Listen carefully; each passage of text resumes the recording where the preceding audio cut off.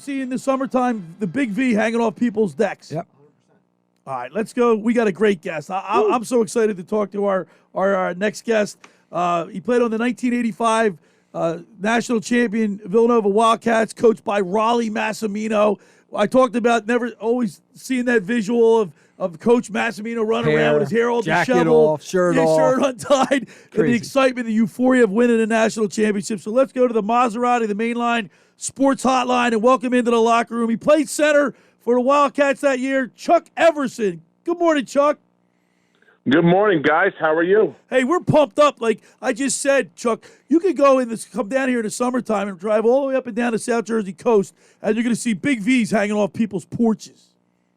Very true. Very true. I try to get down there every summer, down to Avalon and, Point Pleasant, Oceanside, all that stuff. We hang out down there a little bit, and there's Villanova everywhere you turn, which is great. Now, Chuck, you got to be ecstatic. Your alma mater. I mean, you played on that 1985 team that set the tempo for Villanova. The memories that you have, but this is pretty cool to see Villanova has ascended to one of the like a blue blood, if you will.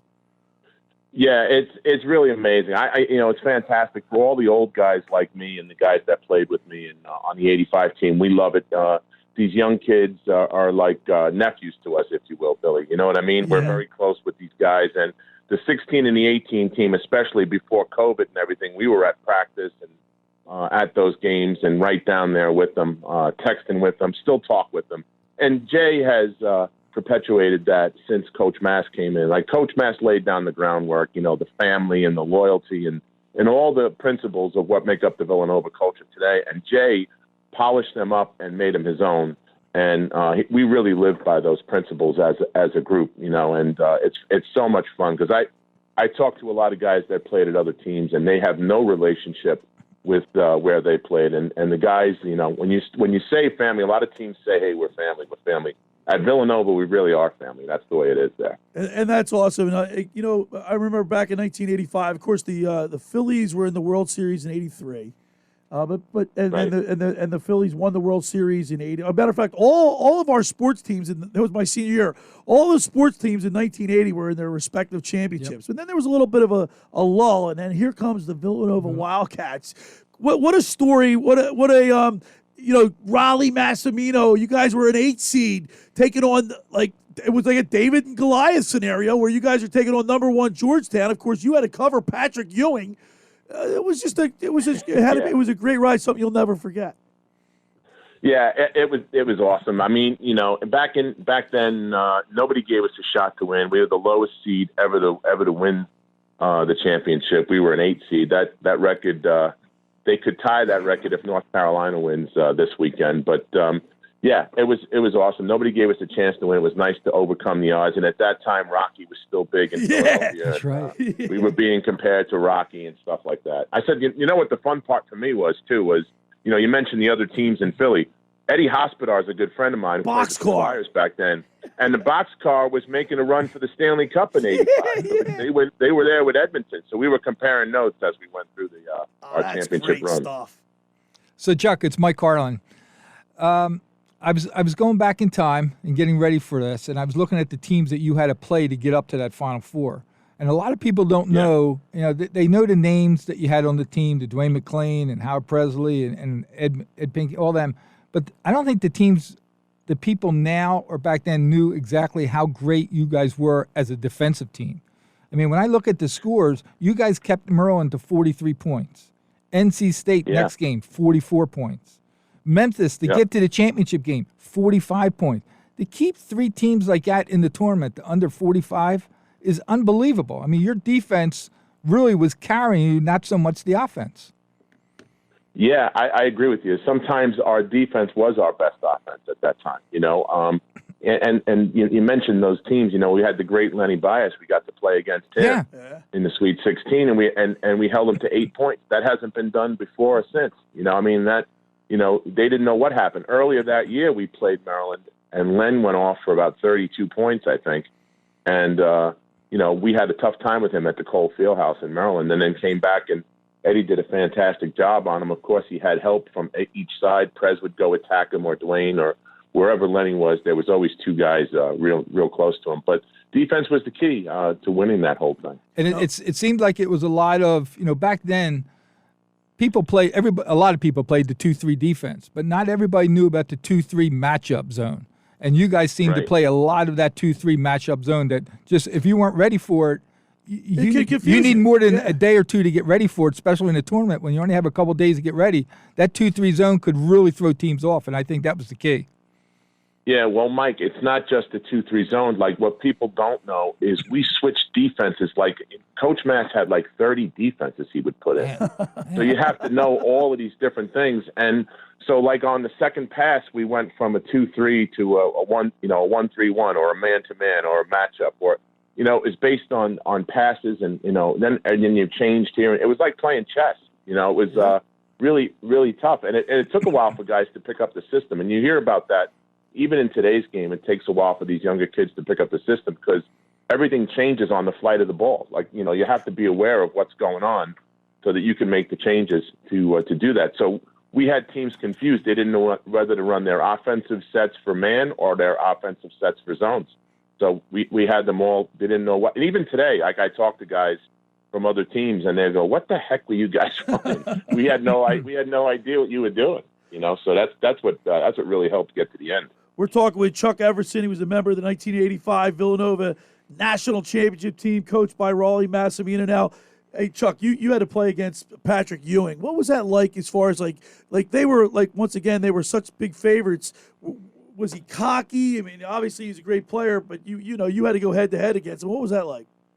Well, I got to tell you, over the years, having to get to know Pat a little bit, he's a greater guy than he was a player, and he was an awesome player, as everybody knows. That's nice. My sophomore year, I had my best game against him. We had a little duel at the Spectrum. We went bucket for bucket, so that was fun. And then in the championship game, it was funny because my job was to spell Ed and give Eddie a break. So Patrick comes down and dunks three straight times down the floor. He had three tremendous dunks, and coach goes, "Okay, Chuck, go get Ed." I'm like, "Now you want me to go get Ed?"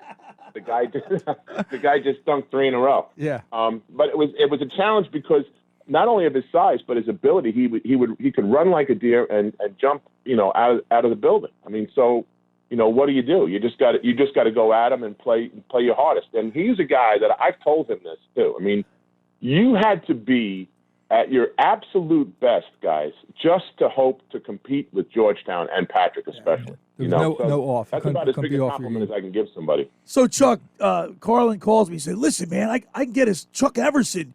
And we're talking during the week. He goes, "Wait to hear some of the stories he has." So, with that in mind, Rollie Massimino was a colorful guy. Can you give us a story, something that sticks out in your mind about Coach, something funny maybe? Yeah. Well, this didn't have anything to do with the championship, but my senior year, Wyatt Maker redshirted. And so Wyatt and I were kind of the same player, but he was from the West Coast and I was from the East Coast. So my senior year, he got a little more run than I did, just because he was coming back the following year. So we're playing at Providence. And so there's a guy behind me, like in the second row, and he's just razzing the heck out of me, like, "Are you going to play? Are you going to get in, Everson? What's your deal? So I'm looking back at him now. I'm jawing at him, and I'm going to his wife. I said to his wife, I go, "Why are you with that guy?" That guy. And we're going back and forth. And coach comes down the end of the bench. He goes, "What the hell's going on here, Chuck?" And this is in the middle of the game, like the game's going on, And I go, "Hey, this guy is breaking my balls, coach. Look at this." He goes, "Which one?" I go, "That guy right there." And without missing a beat, coach reaches into his pocket, flips the guy a quarter, because there was no cell phones back then, right? He flips the guy a quarter. He goes, "Call somebody that gives a damn." So he high-fives me. He keeps coaching the game. So. Unbelievable. Chuck, so we both have a mutual friend, John Bedrosian. So he texts me this week and he says, "Bring back," because I was actually in a marketing class with him, with Professor Schwartz, if you remember that name. We're going way back. But here's what he wanted me to ask you. He said, "Ask him if the Reggie Williams non-foul call cheap shot on you at the end of the first half Right. was said or anything said at halftime to get you ready for the second half and the team? Like how mad was Raleigh at that? Mike, I'm going to be very honest with you guys, okay? So this happens, right? He hits me. Everybody saw it, right?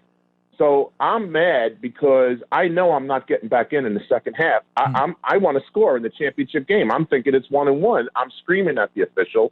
Reggie runs away. I can't catch him, and so we run in. Coach runs in, pumping his fist, rips his tie off in the locker room, and starts saying they're not going to disrespect us. They're not going to disrespect Chuck.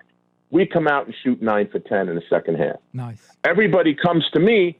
All the press is in front of me at the end of the game. I go, what the hell's going on? I got 40 people in front of me.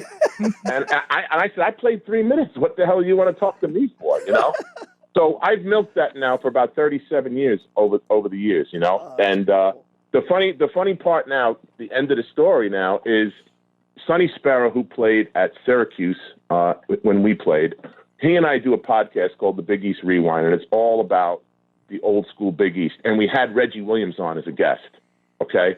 So Reggie, we asked him, what the deal was, and we got Reggie's side of the thing. And I said, Reg, I feel like I owe you dinner or something. I said, you gave me my 15 minutes of fame. So he starts laughing. He goes, what do you mean? I go, you don't hit me in the face. Nobody knows me from anything. I said, you give me one shot in the face. And I've been getting a lot of juice out of that for about 37 years. I said, I feel like I owe you dinner. Good. He says, you do. So we went out for dinner, Reggie and I. And now we talk probably every other week, So he promised me he would come to a Villanova game with me too. So we'll see what that happens. All right, so let's talk about tonight's game. Well, first of all, before you say that, he he alluded to the fact that they went 9 for 10 at the foul line. Yeah. This team, this current Villanova team, Chuck, has an opportunity if they continue to shoot, be consistent with their foul shooting. Right now, they're at an 83% clip. I think the 1983-84 Harvard team is in the Naismith, the Hall of Fame for shooting 82.2%. So they can make some history here. They can beat it. Well, yeah, we're going to need every one of those foul shots too, guys. How do you see going down? How do you see the game ending up tonight with Villanova? Well, I think it's a little more of a challenge now that we lost Justin. But as you know, in sports, it's next guy up, right? And I think Caleb is charged, is ready to go. I'm betting on Caleb because here's a guy who's a terrific kid. When he came in as a transfer, I got a chance to spend some time with him and speak with him about what it was like and what it means to put that uniform on. And the kid was very attentive, and we talked about it. And here he is going back to his hometown of New Orleans, and in the Final Four. I mean, it's setting up for another Philadelphia Rocky type story, Yeah. So I love it. You know how that is with Philadelphia, man. I think we got a shot. We got a puncher's chance, and I think that it's going to be an ugly game, because we're only playing basically with 5.5 guys, and we'll see what happens. I mean, but I think if we can control the tempo and make our threes, I'd be hard pressed to find anybody that can play with us if we do those things. And Chuck, one other thing before we let you go, Jay Wright talks about the leadership on the team. Now, Colin Gillespie and I guess Daniels are right. The two Samuels. Samuels are the two leaders. You see that in practice. You're around there a lot, you say, and you can see what separates those two guys. Like, what makes them great leaders?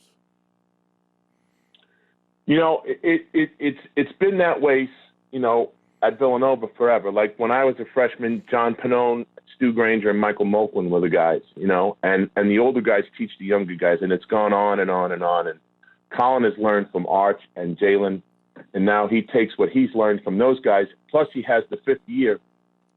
So he's got more experience than anybody. He's played in more games than anybody that ever put a Villanova uniform on. So he's got all that experience, and he's sharing that with the younger guys. And it was funny because, I heard Jay talk about Jermaine, and when Justin went down, he said, boy, I got to talk to those guys, meaning Brian, Anton, and Arch. He goes, I got those guys, Coach. You don't have to say nothing. You got plenty to do. I'll take care of these guys. So, that's how it is. The older guys teach the younger guys, and you learn that as you go, as you progress through your 4 years at Villanova.